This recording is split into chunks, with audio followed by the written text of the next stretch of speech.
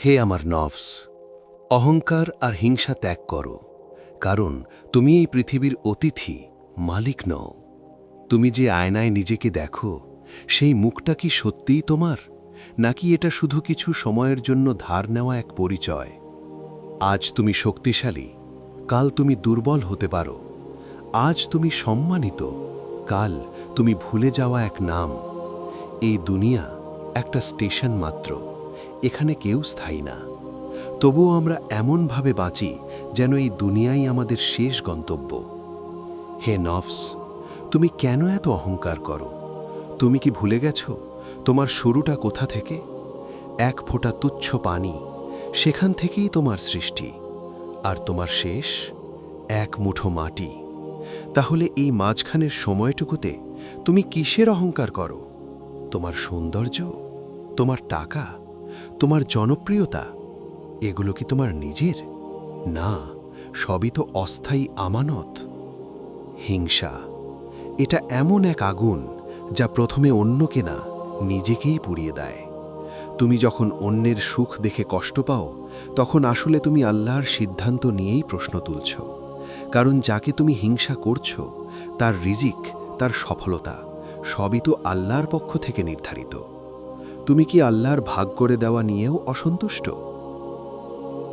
হে নফস, নিজেকে প্রশ্ন করো, শেষ কবে তুমি একা বসে নিজের আত্মার সাথে কথা বলেছ? শেষ কবে তুমি আল্লাহর সামনে ভেঙে পড়েছ? শেষ কবে তুমি সত্যিকারের তওবা করেছ, চোখের পানি ফেলে? আমরা মানুষ, আমরা ভুল করি, কিন্তু সবচেয়ে বড় ভুলটা হলো আমরা আমাদের ভুলগুলোকে ছোট করে দেখি। আমরা ভাবি এটা তো ছোট একটা গুনাহ, কিছু হবে না। কিন্তু ছোট ছোট ফোঁটা পানি যেমন একসময় বিশাল নদী হয়, তেমনি ছোট ছোট গুনাহ একসময় হৃদয়কে অন্ধকার করে দেয়। হে আল্লাহ, আপনি নিশ্চয়ই আমার কথা শুনছেন। আপনি আমার অবস্থা দেখছেন।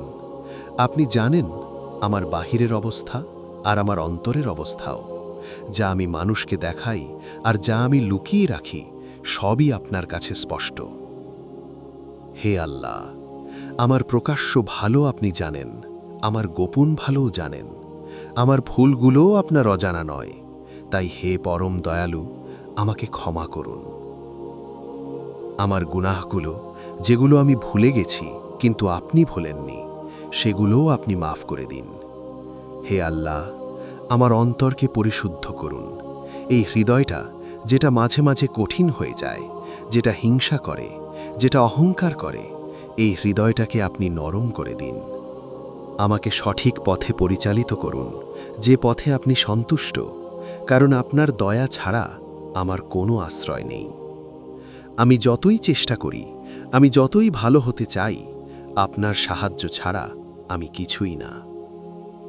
হে আল্লাহ, যদিও আমি আপনার রহমত পর্যন্ত পৌঁছানোর যোগ্য না, কিন্তু আপনার রহমত তো আমার পর্যন্ত পৌঁছানোর যোগ্য। আমি জানি আমি নিখুঁত না। আমি জানি আমার ভেতরে অনেক অন্ধকার আছে, কিন্তু আমি এটাও জানি আপনার রহমত আমার সব অন্ধকারকে আলোকিত করতে পারে। হে নফস, এখনো সময় আছে, ফিরে আসো। এই দুনিয়া তোমার না, তুমি শুধু এক পথিক। আজ সুযোগ আছে, কাল নাও থাকতে পারে। আজ তুমি তওবা করতে পারো, কাল হয়তো সময় পাবে না। আজ তুমি আল্লাহকে ডাকতে পারো, কাল হয়তো তোমার ডাক আর কেউ শুনবে না। তাই আজই, এই মুহূর্তেই তোমার অহংকার ভেঙে ফেলো, তোমার হিংসা মুছে ফেলো, আর আল্লাহর দিকে ফিরে যাও, কারণ শেষ পর্যন্ত তুমি তার কাছেই ফিরে যাবে।